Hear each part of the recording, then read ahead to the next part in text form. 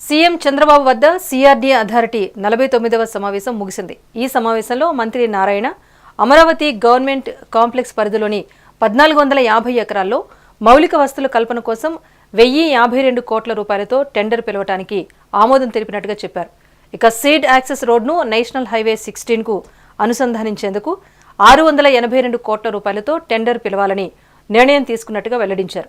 Green and blue city నిర్మాణం పైన నిపుణులతో మాట్లాడినట్టుగా తెలిపారు.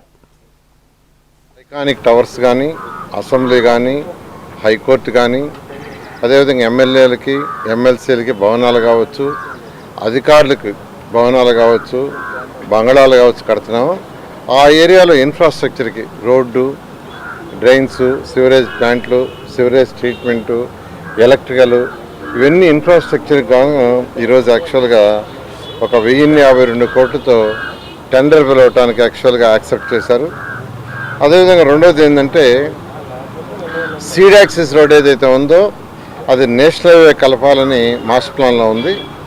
ఆ నేషనల్ హైవే కలిపేటప్పుడు అంతకుముందు డిజైన్ ఏంటంటే నేషనల్ హైవేకి ముందు ఒక హాఫ్ కిలోమీటర్లో ఈ ఫ్లైఓవర్ పోయి అక్కడ దిగితే అక్కడి నుంచి మళ్ళీ ఫ్లైఓవర్ ఎక్కెత్తుగా ఉండింది.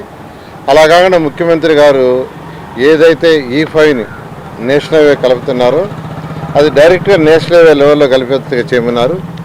దానికి 682 కోట్లతో యాక్చువల్గా టెండర్కి యాక్చువల్గా అలౌ చేయడం జరిగింది. ఈ విధంగా ఈరోజు ఈ రెండింటి మీద ఈరోజు 49వ సిఆర్డీ అథారిటీ మీటింగ్లో ముఖ్యమంత్రి గారు పర్మిషన్ ఇవ్వడం జరిగింది.